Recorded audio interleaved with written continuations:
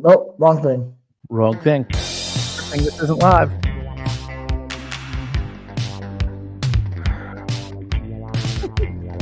I came back and there was a freaking notice on the screen.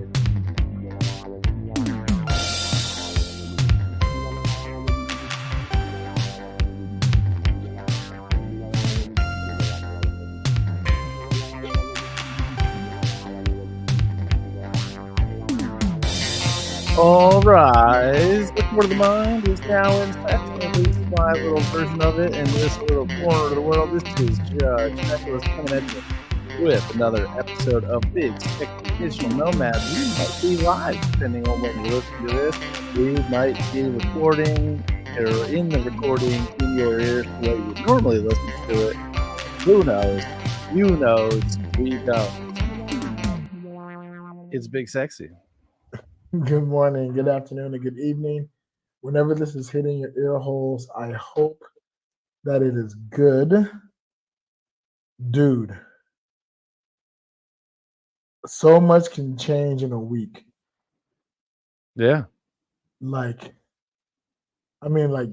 big swings of change can happen. So, I applied for the NALCAP position here in Spain. That's a North American Language and Culture Assistance Program. When last we spoke, I had gotten the acceptance email and had missed it. Very tight window. That very tight window, 3-day window for the acceptance, and I had seen the email on day 4. After several emails back and forth with the department, the Ministry of Education, they reset my acceptance email. I applied, I accepted it the exact same day they reset it, and I am officially a part of the program. Woo! I have been accepted into the program. Now comes the hard part. I have to get a visa for the I have to get a visa in order to be able to participate in the program. And a lot of the stuff that I have to do for the visa, I have to do back in the U.S. The program starts at the beginning of October, and we're heading back the beginning of August. Although, as I'm reading through what's required and everything, I may have to go back to the States a bit earlier than the beginning of August. So that the wife and I will have to have that conversation because I was literally looking at the requirements today. I still haven't gotten the acceptance letter, and I need that in order to apply for the visa. And you can't apply for the visa while you are in Spain. I have to be in the U.S. to apply for it. I have to go to the consulate, which technically my address is still Nevada. So I have to go to the consulate in San Francisco, even though LA also has a consulate and it's closer. But this is how pretentious Southern California is. The LA consulate is only good for Southern California. And there's not one in. There's not one in Nevada. In Nevada. No, the one in San Francisco takes care of like Nevada, Utah, I think even like Oregon and Washington. Right, all that northwest of San Francisco, the consulate in San Francisco takes care of that. So if I'm Joe Nobody, okay? What up, Joe? We're going to shelf Big Sexy, who we know by virtue of what we do here on this podcast is comfortable traveling wherever he needs to travel to do whatever he needs to do. We're shelving that. That person is not who we're talking about here. We're talking about Joe Nobody. Joe Nobody, who somehow, because I know there are a few of these, was born, raised, and still resides in Nevada. Right. Let's say Henderson. All right. So we're not even going to make this connected to Vegas at all directly. I know that's a suburb, but just 20 years from now, Matt Donnelly's kid, for example. Right. Who, again, also another bad example. Matt Donnelly's kid, Joe Nobody. Matt Donnelly's neighbor's kid, okay? Because those kids are going to be comfortable traveling if they're not already by the time this would be relevant. Right. Decides that he or she wants to embark upon a similar opportunity to what you're exploring. You're telling me that person has to travel to San Francisco to meet somebody in person to do this? Yes. They have to make an appointment at the consulate and then get to San Francisco in order to. I wonder where I would have to go if I wanted to do this. You have to go to New York City, or like you might have to go to New York if you wanted to come to Spain. Or you're in Maryland. Yes.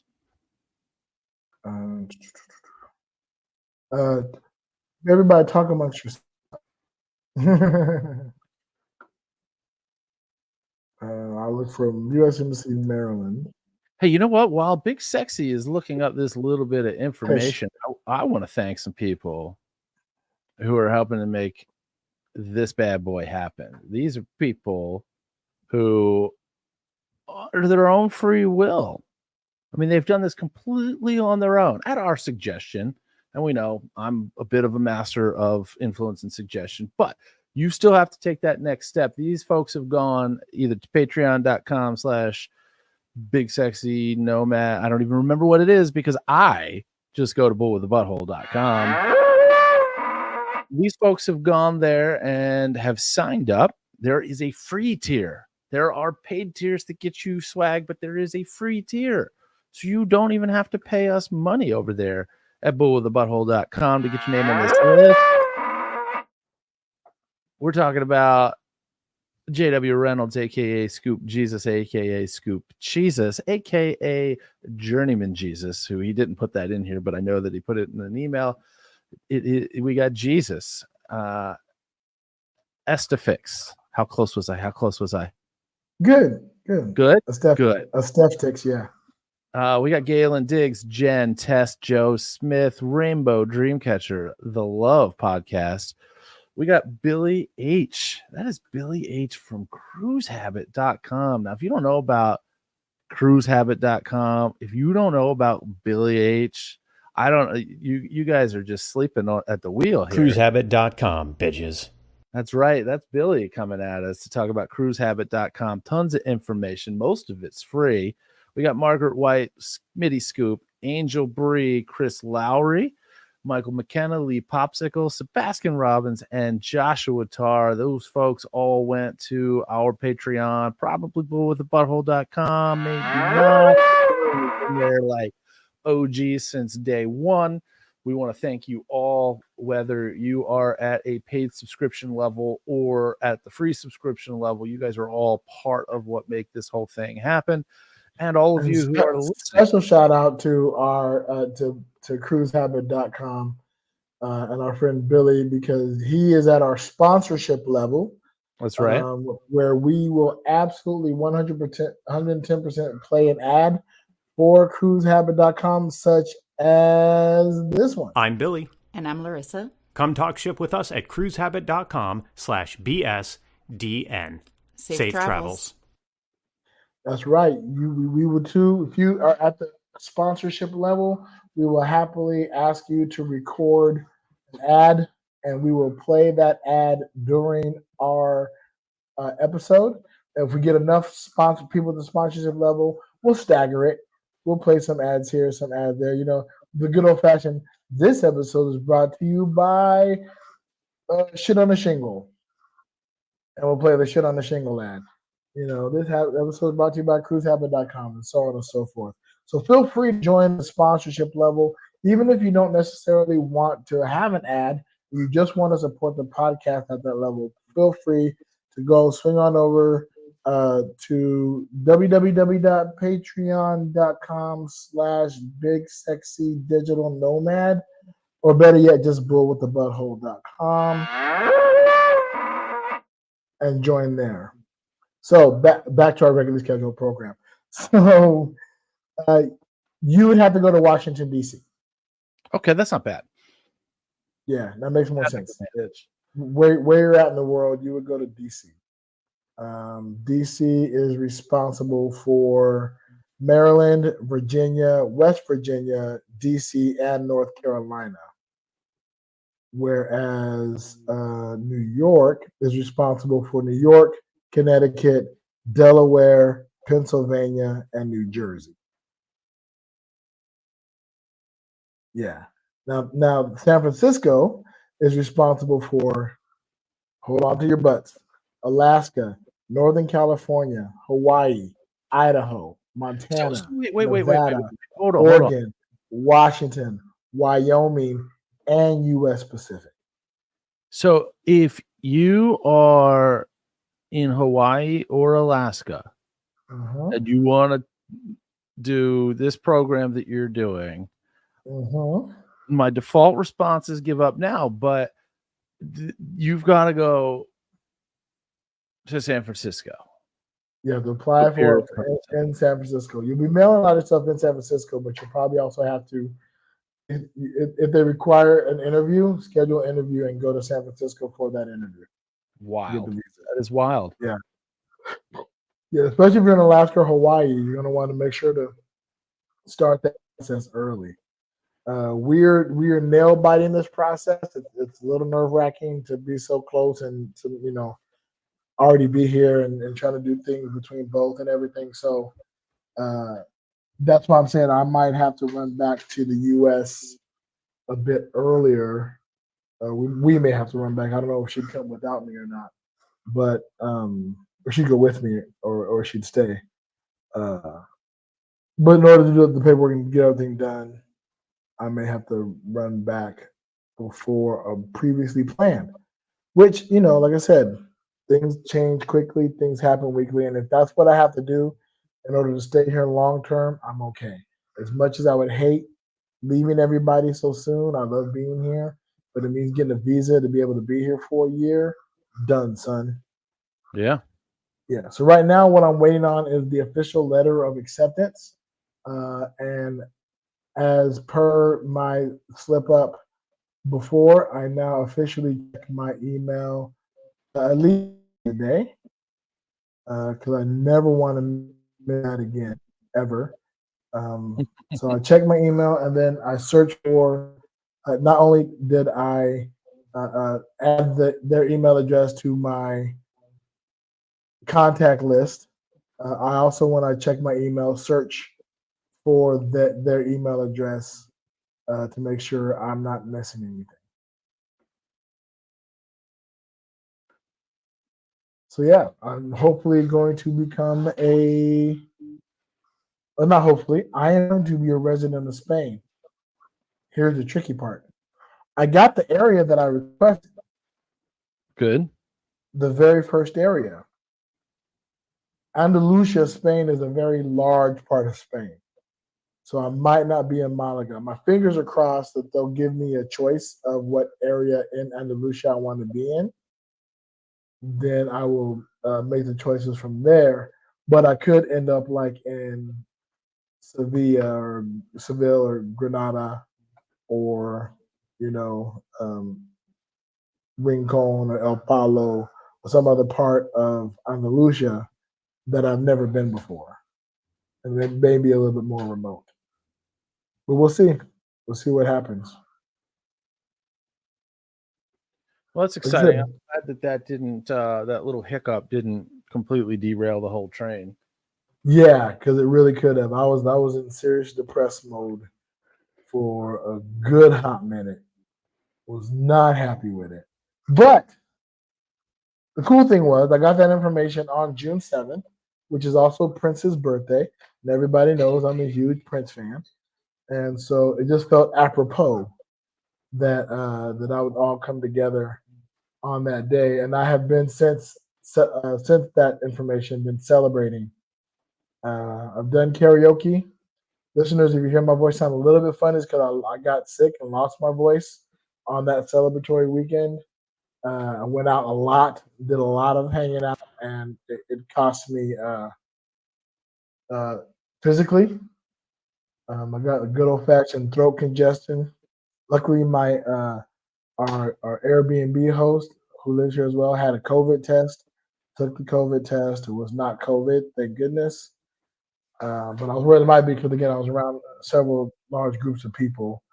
Even went to a not a concert, but like a big party of sorts. And so, you always got to check and always got to be careful. So I took it easy for a week, rest it up. That's why we're doing this on Monday instead of Thursday as of this streaming, because yours truly my voice was way worse than it is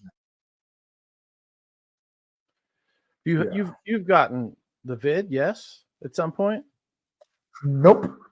No positive test for you? Not once ever. Same. We are officially number one, have never tested positive for COVID podcast out there on the worldwide internet web. That is absolutely 100%. I can't tell you how many times I've shoved one of those swabs up my nose. For real. Oh, I hate it. And here's the crazy thing. Here's the worst part about it. I'm ticklish. Even in my fucking nose. So swirling that thing around in my nostrils before it touches my brain is a unique sense of torture. Yeah, I mean, I can't even tell you how many times that I've tested, and I'm not just talking about home kits because that's a whole nother thing, but so for New Year's 20 into 21, I took the family. It was kind of like one of these, you know what, we're going to just go all out. I don't want to say break the bank because as things were getting back to normal, the prices were ridiculously lower, although still expensive than they would have been otherwise. But we took the kids to Turks and Caicos. We needed to have COVID testing for that. And it was one of those where you have to go to a specific set of places to get a specific type of test. And the time frame has to be, there was some precision involved in it. I went to Honolulu for back then one of the college football all-star games called the Hula Bowl was being held and it had long been held at Aloha Stadium in Honolulu, but they are renovating that stadium. So for the past, I want to say 3 years, they've been doing that event in Orlando, but at the time that it was in Honolulu, and I went out because I had 3 players that were participating in it. Nice. You had to do, and it was another one of those specific time window, specific location type of thing. I want to say that I've probably gotten, I don't know, somewhere between 5 and 10 official type of COVID tests in scenarios like that. Plus, I've burned through, there were times in which, in the earlier days of when I was going to McBride's Mystery School, they've obviously relaxed this like most other things have recently, but right out of it, when they first started that back up, you were required to do home tests every day, from your hotel before showing up to the mystery school. Every day. So, they were either week long or I want to say that was relaxed by the time we had started this podcast. Because remember when we did that live episode from New York, I was in town for one of the mentalism weekends. Yeah, the fact that you were there in New York, would attest to things kind of calm me down a bit. Yeah, to some extent, for sure. But yeah, that I've taken, again, I don't know. And again, I'm not going to sit here and say that the veracity of all of the, and I've certainly had symptoms that suggest that maybe I have had it, but I still somehow have not tested positive on any official or home tests in all of this. That's the crazy thing, right? Technically, have I am I for sure 100% that I've never had it? No. Have I ever tested positive for it? No. And anytime I felt like I could have it, any of the symptoms or whatever, I test. Right. And I have Same. never Even tested positive. Yeah. Yeah, even here in Spain. I'm glad to know they have a COVID test here, still have COVID tests. And, I hope I never have a reason to check again. But, luckily I didn't get it. And yeah. But it's been a crazy fucking week. I want to give a personal shout out to all the new people I've met this week. Big Sexy is out here, still doing his thing, still meeting folks, still growing the podcast. Shout out to the latest newcomers that got interviewed, to Jacob and Karina, who have become close friends, and we're probably going to stay in their apartment. They're Polish couple. We're going to head back to Poland soon, so we might take over their apartment for a weekend or two. And then shout out to Agna, who joined at Mahjong on Sunday, because we're still doing Mahjong, ladies and gentlemen. The International Mahjong Butt Touching Society is huge. You ever been a part of a community? You ever start a community? You ever started a community, Judgmentalist? Are you talking about a cult? No, not a cult. Pyramid scheme? Have you ever started something and just you and your friends, and then their friends invited other friends, and then those friends invited more friends, and so on and so forth? You just described a pyramid scheme, but but I'm not making any money from it. That's the problem. I need to figure out how to make money. Right? Yeah. I would say that the closest thing to that might be the Elkton Magic concept. Okay. Maybe. Not exactly. You have a following there. You have a list of magicians who you can call for Elkton Magic, and they know. And I know that those magicians are telling other magicians about Elkton Magic because we've been there when it's happened. Right. Yeah. Right. And so with the International Mahjong Butt Touching Society, shout out to Angel Quo, who also developed our Rainbow Dreamcatcher the Love podcast artwork. She invited me and Nilla. For those who don't know, I'm about to tell you the Mahjong story. She invited Nilla, my lovely wife, to Mahjong, and she's been trying to get a group together to play Mahjong for ages, at least according to Nilla. Eventually, what happened is she asked me, and I am very much a game player. I'm a player. I love games. I love getting out there, and I love games of all types. I used to be a collector of games. It was pretty bad. And so, I want to play Mahjong, so let's go. And we went and learned how to play, and I loved it. So we played a lot. Then I began teaching other people how to play Mahjong. What I made sure to do was I had Angel teach other people how to play Mahjong, and then I sat there and listened to her teach, right? So that I can understand it and get the lessons and be able to teach it. So when I went on the cruise, as listeners may recall, the transatlantic over to Spain, which was over a year ago. Like, let that sink in. That I've been doing Spain for over a year. More than, it's been a year and like 2 or 3 months, because that was end of April into May. It was May. We touched down in Spain May 5th or May 7th, one of the two. I don't remember. I think it was May 5th. I think it was Cinco de Mayo. Because I thought it was funny that it was Cinco de Mayo and we're in Spain. So we on the ship, I taught 30 people how to play Mahjong. 30 different people. One of the people that I taught 2 other people.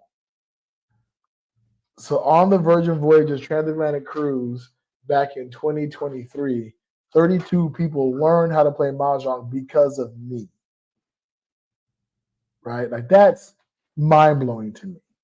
One of those people is our friend Marla, Shout out to Marla, who was a guest on the podcast early on. I interviewed her for the cruise. She was the Facebook ad target audience. She has taught she said about 30 to 40 people in her hometown, in her home city of Chicago, and family and friends in different community how to play. She, of course, teaches them the big sexy way because she learned from me, which involves the butt touching. The butt touching doesn't happen in every single mahjong. That's not commonplace. If you learn mahjong with the International Butt Touching Society and you go to play with other mahjong players and you say, "Oh, I get to touch the butt," they're not going to know what the fuck you're talking about. You may have to explain it, right? The explanation is simple. It's funny. Marla was telling me that she didn't. Some of the family members don't know about the butt touching part because she didn't teach that part of it. And she's like, I don't know if they would have been okay with it. You know, some of them were very prude and very, conservative and that. I said, look, everybody loves touching the butt. Everybody. And if they have questions about it, you just explain it. It's simple. And you go, oh, okay, that makes sense. It's cute. It's cute. It's butt touching, And you don't actually physically touch the butt, which was true until Marla went on another transatlantic cruise, taught people on that cruise ship how to play mahjong. And there were, young, fun, hip people that they incorporated actual butt touching in the gameplay. Evolution, right? Evolution. And I get to be proud. I'm a proud papa. I'm on Marla. You got to get all those people in the Facebook, or I'll have to start an Instagram page and get everybody to follow the Instagram of the International Mahjong Butt Touching Society. And it's growing. It's massive. I've taught 50 people in total, or 57 now, 57 or 8 now in total, how to play mahjong. That's a lot of people. I keep thinking if each one of those people paid me $10 to teach how to play mahjong, I'd have a good chunk of money right now. Yeah, I'd have a really nice mahjong set. So one of the things I'm looking to incorporate once we're here long term, and I want to start a mahjong club and have it be like you pay €15 a month to be a member of the club. You get access to all the games. You get instruction. The scorecard. You input into the International Mahjong Butt Touching Society database, which there is one. There's an ongoing scorekeep, done by our friends back in Vegas. Again, and they keep teaching people back there. Angel hasn't stopped teaching folks. People come each week on a Sunday and play the game. So it's massive, bro. It's massive. And I help generate that. Which, man, if I can just figure out how to monetize that, monetize that ability, I can get somewhere in life.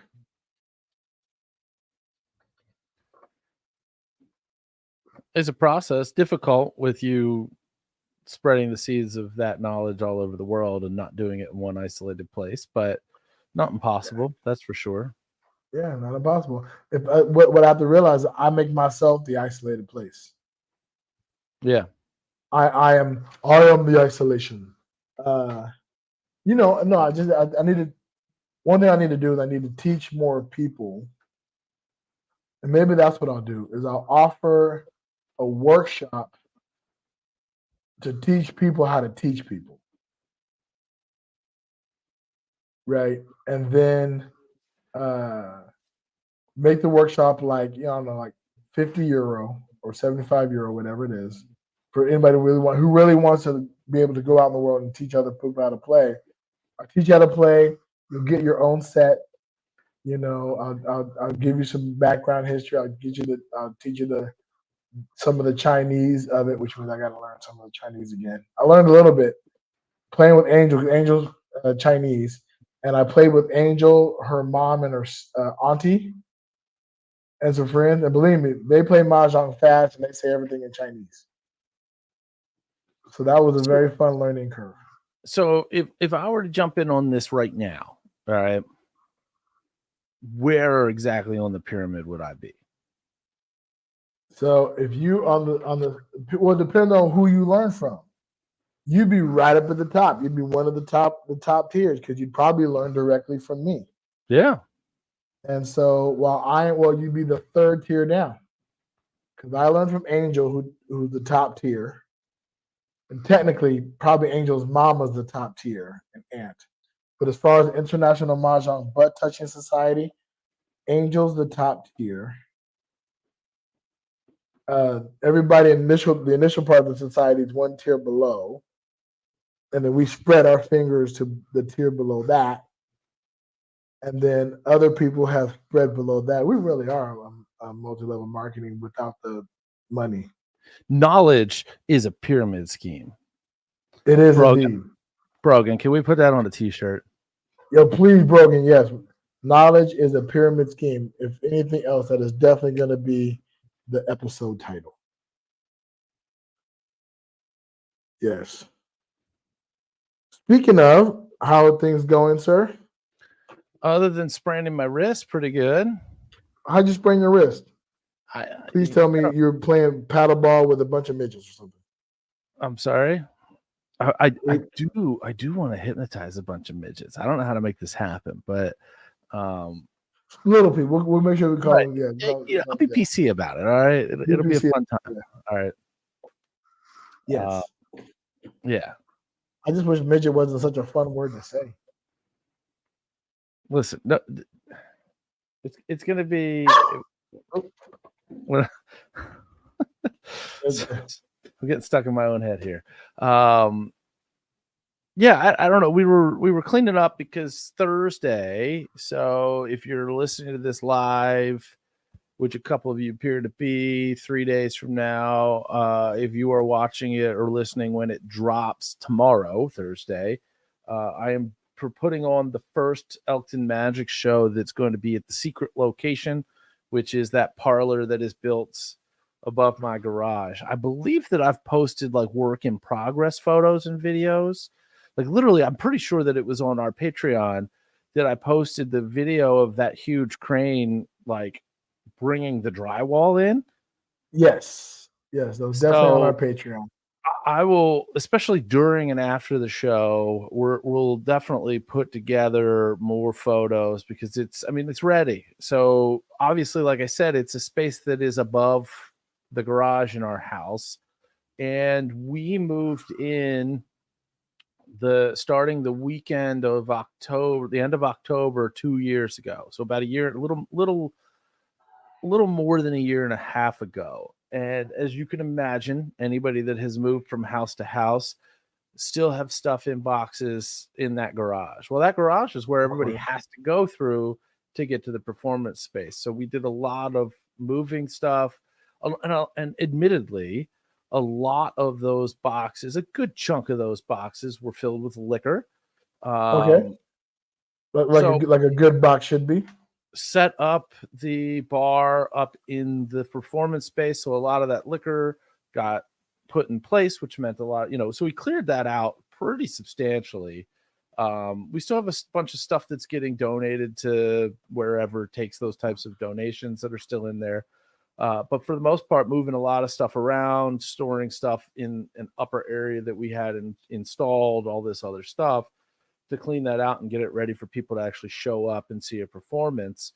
And I definitely tweaked something in that process of doing all of that stuff. I went to an urgent care on Sunday, got an x-rayed. According to them, no fractures, which is good. They put me in this fun little brace here. I'm supposed to wear this for a week. And if I don't have improvement a week from now, being largely immobilized in that wrist, then I'm supposed to, go see a hand specialist. So I'm hoping that wearing this brace for a week, I'm starting to feel back to normal as if it never happened, but we'll see. We will, we'll stay up to speed on that. Hopefully next week I'm doing this and I don't have this on, but if I do, well, maybe we'll we'll have an update and see what's going on with that, and make sure that your hand is an appropriate operating. We wish that for you, of course. Now, what is it about hypnotizing a group of little people that excites you? It's different. That's it. I'm just, for the most part, I'm trying to do stuff that's new, Okay. Yeah. Now, I've always wondered, would you hypnotize a paraplegic? I mean, it's up to, whoever wants to volunteer to do it. And what would that even look like? I mean, probably just a lot of nothing. Probably just sitting there, a lot of head movement, a lot of vocal work, right? Well, I mean, I guess it depends on the specific. I mean, like, what are we missing? Well, if they're well, I said a paraplegic, so that means that the two limbs are not functioning properly. So which two? Right. As opposed to somebody who has working legs but their arms don't work properly is going to do a little bit different stuff than somebody who can't move their legs. Now, normally for safety reasons, anybody, I tell people this in my pre-show all the time. If you know that medically you should not be up here on stage, then enjoy the show from where you are. Right. I am not going to be somebody that's going to make that decision for somebody else. So if somebody has gone through the pre-show talk of what it is that I'm doing, what it isn't, and all of that, and they feel like, you know what, I want to go do this, I'm not turning anybody away. Right. You're not be like, no, not you. Please, not you. No, not you. Please don't come up here. Please. No, why are you coming up here?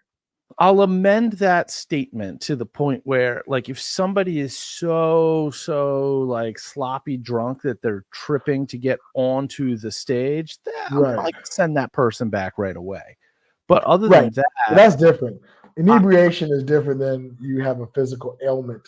Yeah. So I'm gonna, I in that scenario, I'm likely going to leave it up to the individual who has chosen to come up to my stage to be responsible for and to understand their situation better than anybody else. I'm not looking to call anybody out or anything like that. And if they've gotten themselves up there, then I think that they've assessed what it is that I'm going to be doing and that they're an appropriate candidate for it. And I'm not taking that away from anybody. Now, if they don't go under, I'm gonna send them back, but I'll do that with anybody. Right. So, and again, a lot of people. So there's a lot of different people that do these shows a lot of different ways. Okay. And there's a lot of different styles of inductions that people will use to get people under. I do something that's called a progressive muscle relaxation induction. Ooh, that sounds sexy. A lot of people that do that style of induction take 20 to 30 minutes to do it. Not me. I do my induction. No, you know how to induct quickly. You're a fast inductor. 5-6 minutes. 5-6 minutes. That's what she said. And no, so I think it's one of the more effective ones that if you can trim it down the way that I do to the amount of time that I take to do it, it doesn't bore the audience. Now, if you do it for 20 minutes, you're going to bore the shit out of the audience. But it brings them into the ritual that is hypnosis instead of, being like, hey, I'm going to go over here and do this thing. You guys just whatever, I'll be back. That's not what it is. They're not following along. And some of them do. I've done shows where I've invited, I think I talked about the wedding show that I did on here where people filled my chairs before I even got started. So I was like, you know what? Since folks have already taken the chairs, anybody that didn't get one, if you want to follow along and try, go for it. And I ended up with somebody that was out in the audience on stage by the time it ended. But, that's I don't normally run it that way. Some people start their show with the chairs empty and start their induction out to the entire audience. Anybody who wants to try this, go ahead and follow along and do what I say to do, and then brings people up. That's a different style of show. Right. And it works. But yeah.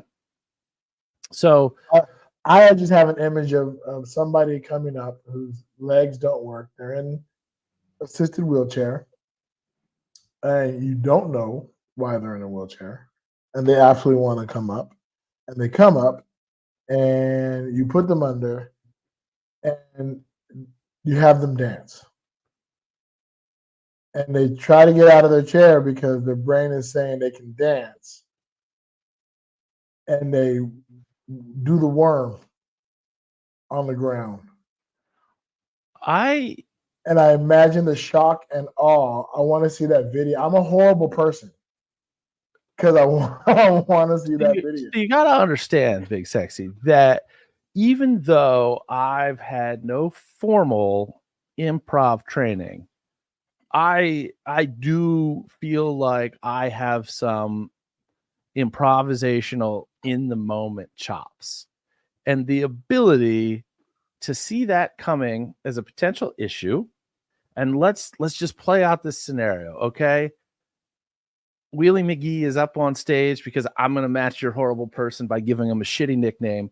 Wheelie McGee's up on stage with me, 2 arms that are fully functional, no legs. We're like gone. They're not even there. Amputated at the knees here, okay? Wheelchair, which is an easy swap out a chair. You just wheel your ass right up here, good to go. Right. Everything's going. I will say that for the majority of the current version of my show, until we get to the final routine, everybody is seated. Okay. Their asses are glued to the chairs are glued to the floor, and a lot of what they're doing is seated. Even a lot of the routines that I am swapping in and a lot of the concepts that I'm playing around with, which we're not going to get too much into now because of the time on this, but we should probably devote an episode to just kind of brainstorming routines because I love it. Why not? It's fun, and it's something that we could totally get listener input from, and I would love to have listener input on this topic. In fact, what I'm going to do, I'm going to throw this out there right now.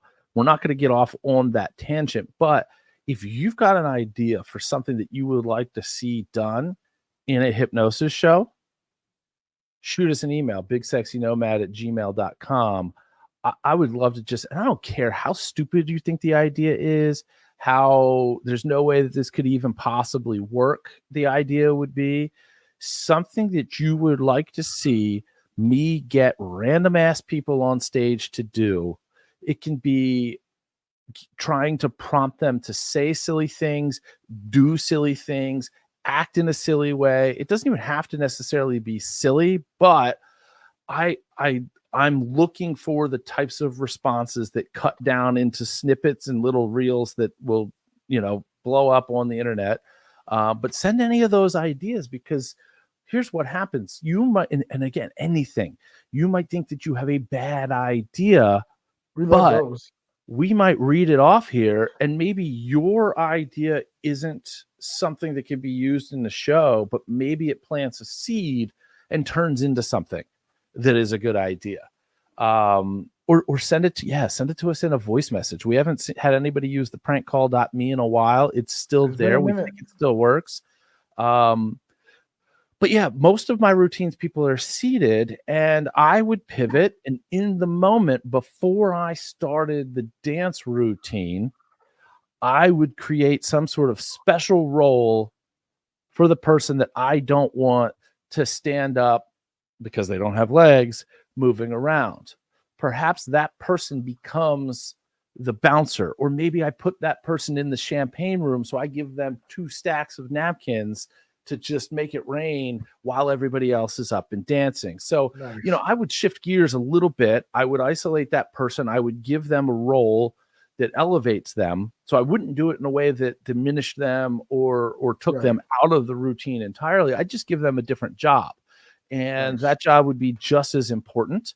And again, do you make people play characters? Like you are, or give them like specific recognizable roles. You're a gangster, you're an alien, you're a monster, you're a steel dildo, to do a callback from last episode.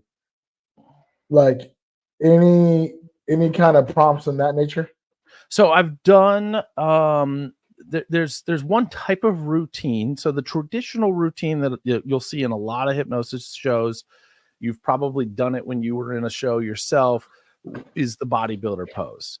So I have done different versions of that. I've done bodybuilder pose. I did gladiator pose or warrior pose. I don't remember exactly which one it was. I think mine, when I was in it, we did superhero poses. I've done superhero pose. And then what I do is I introduce that early in the show. And I won't do more than one. It'll either be bodybuilders or gladiator. Like I did gladiators for the show that I did that was intermission for the night fights. Superhero pose, something like that.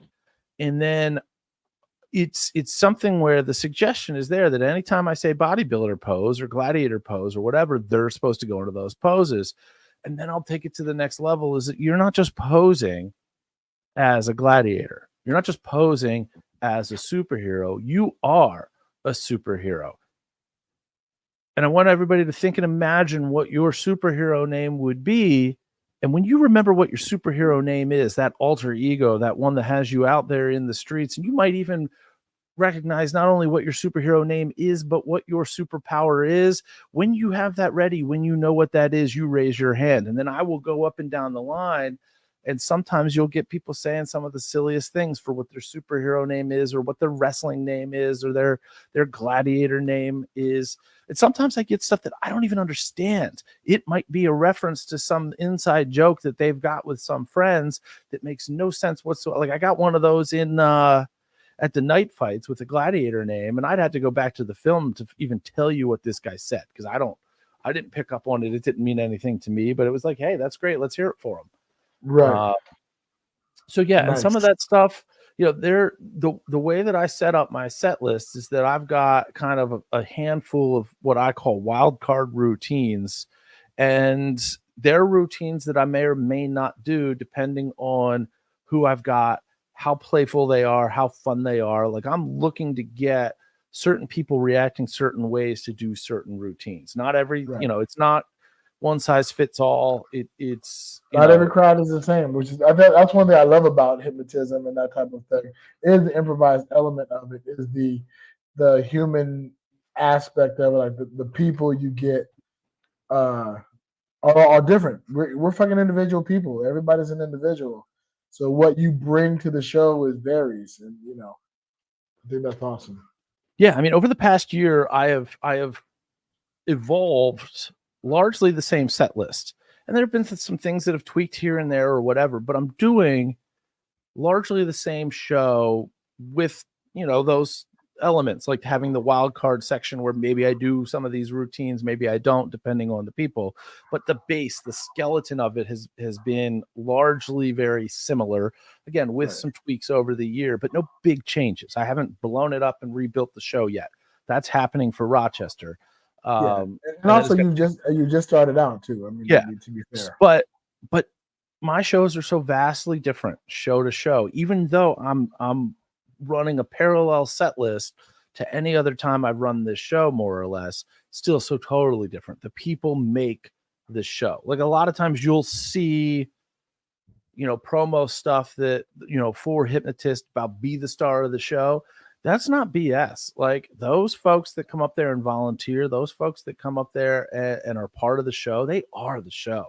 They are what make it special. So when you get super creative people up there, and there's no way to know that, because again, my volunteer process is open invitation. I explain what it is, what it isn't, who I don't want up on stage. And when that music plays, it's first come, first serve for these chairs behind me. Let's go. Boom. And then, we're in the middle of it. All of a sudden, music starts to play. That is the time frame. This is literally the music. Did you play? And in the background while people are coming up stage, and normally I don't even get this far. Those chairs are full. Like really? I imagine. Yeah. And don't even get me started on the high school shows. Like the show that I'm sure. Mad Dash. It is literally the type of thing that if I did a high school show that was ticketed and I put an option up there that, let's say the tickets are $20, right? And then let's say I've got my normal front row VIP seats that are 40. If I sold tickets for $60, 3 times the general admission price, but it guaranteed you a seat on that stage, those tickets would sell first.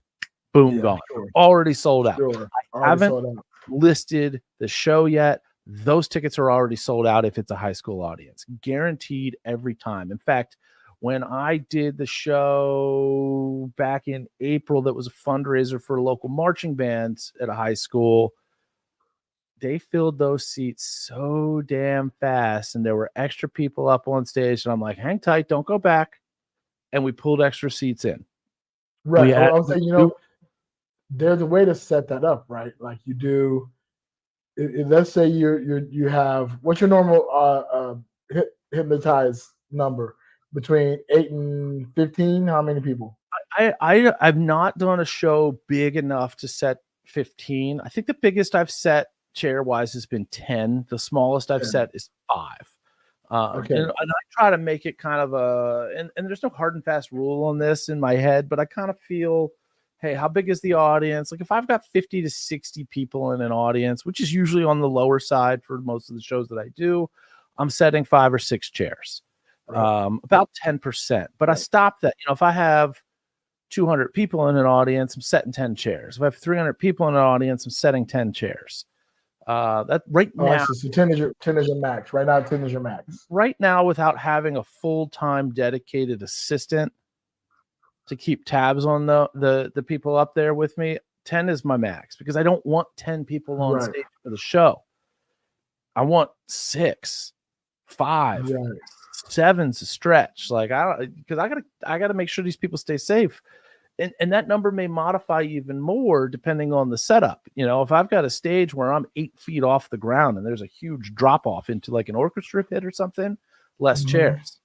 Less chairs means less people I've got to juggle when they're up there because they are my responsibility, and it's super difficult for me to be looking at these folks and paying attention to these folks and looking and engaging and making eye contact with the audience in general all at the same time. So, and I've got tricks and tactics that I use that position me in a way that all of that still works out.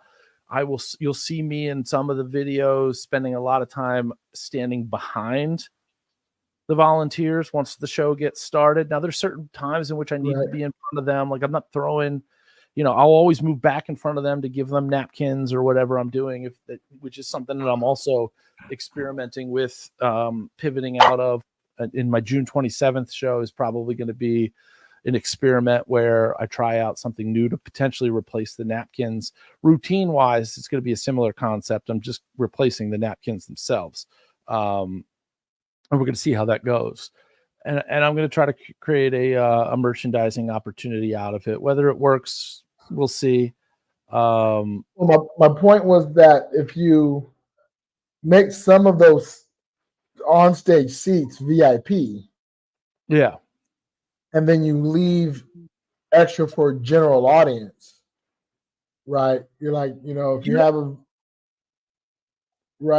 VIP too. Right. So let's say let's say you max out at 10. Yeah. And you sell, 4 of those are VIP. So you're still going to get the majority of the people who show up in your audience on stage, but 4 of them paid to be there. Or maybe 6, like whatever. Like do the majority. So 6 people paid to be there. And you're like, you know what? I know there's some people who didn't know, maybe not have known about the opportunity, whatever. We're still going to put up a few people from the audience as well. If you want to come up, we have these seats available. Another idea though, which stems from what you're saying, is, we're going to start any show of hands, anybody in the VIP rows that wants to come up here on stage before the music starts. You guys go ahead and come on up. Right. And everybody else, when the music starts, fill in any seats that are left. I could give priority to the people in the VIP seats, people who have paid more for their ticket. And it's not necessarily an obligation. Like maybe sometimes people just are sitting in the front row because they want to be sitting in the front row, they don't want to be on stage. I'm not Right. from my perspective, I'm not forcing anybody to go up there any more than I normally would, because I don't feel like doing that. There's no need to do that. I've never had a problem getting people to fill those seats.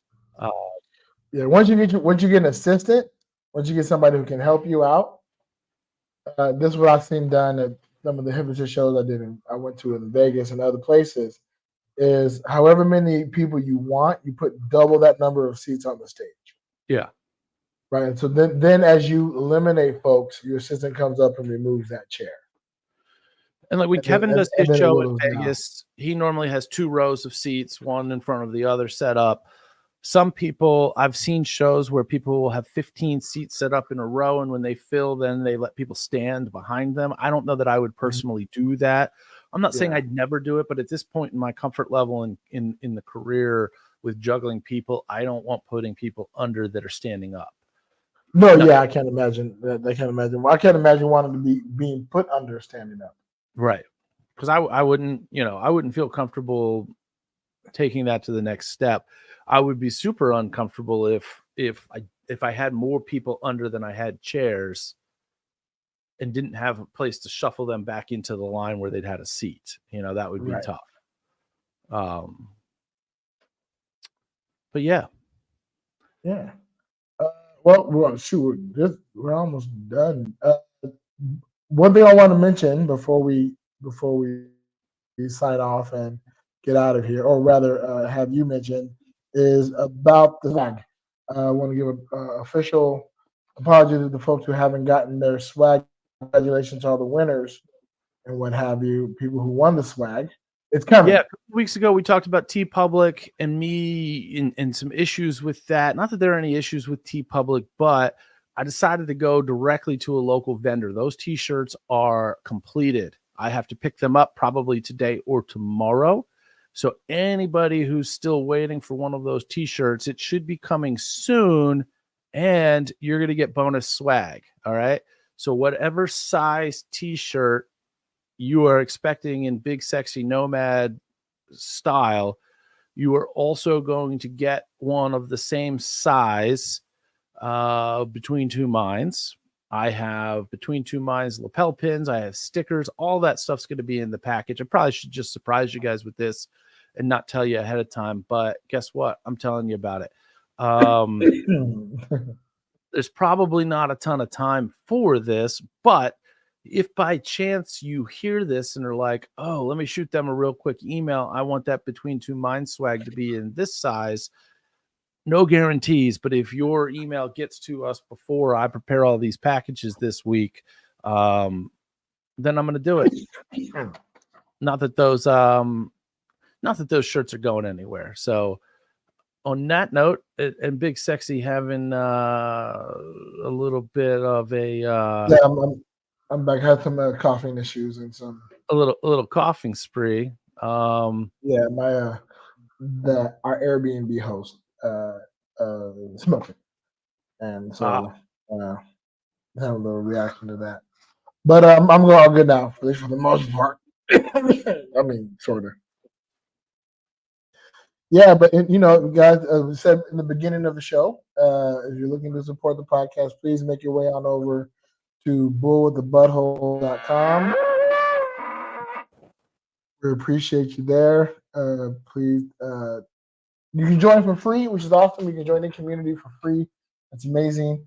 But if you love to support the podcast, you can join one of the many tiers that we have available. And each tier gets you a little bit more of something. For example, if you're on our paid tier, just the $1 tier, you have video access to. You have access to the bonus videos, right? The bonus episodes are audio on all our platforms as normal, but we also do video as well.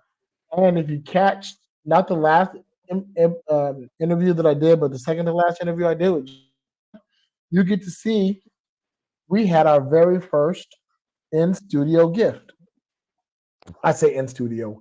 They came to my apartment and brought me a gift, and it was some hazelnut vodka. Ooh. It was phenomenally delicious, and I took the sip on air. And if you're a member of our Patreon, you get to see that shot happen. And my initial reaction, because no matter what, even though it was delicious, it's still fucking vodka. So I still had a different reaction. You get to enjoy that over there on our Patreon. So please feel free to join and subscribe. We appreciate it. And we thank all the subscribers. As you can see, also your name will get read at the top of an episode. We're going to start doing that more frequently and try to get that more consistent, as it were. We'll continue to grow, ladies and gentlemen. We are getting better, hopefully, each time. Realize this will be episode 91. And I think it's episode 91. Anyway, no matter what, I mean, that's 9 episodes before episode 100. And I got some big ideas and some big plans for our 100th episode. So stay tuned and keep following us and tell somebody.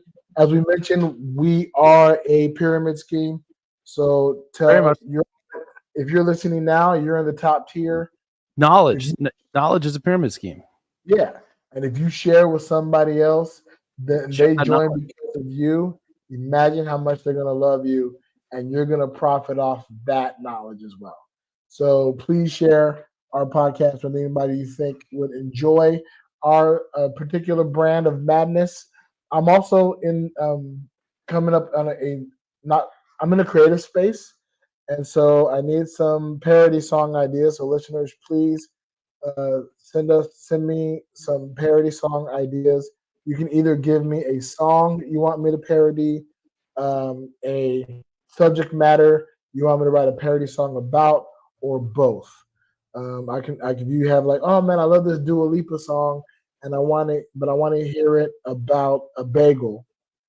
Then give me the song title and the fact that you want it about a bagel, and within a few days I'll have a parody song for you. And if you request it when I record it, I'll make sure you personally get a digital copy as well.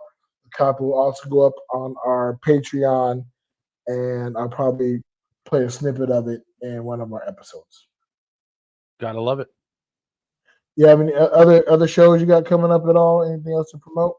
Always got more shows coming. I got a new website. It's not an actual website, but if you go to seethenextshow.com, that's seethenextshow.com, it's going to take you to wherever my next show is. The only hiccup in that is when I have shows on back-to-back days, it's not going to get updated fast enough for you to do it. So just go to judgmentalist.com or betweentwominds.com. Yeah. Cool deal. Well, listeners, thank y'all very much. We appreciate y'all tuning in. And in the meantime,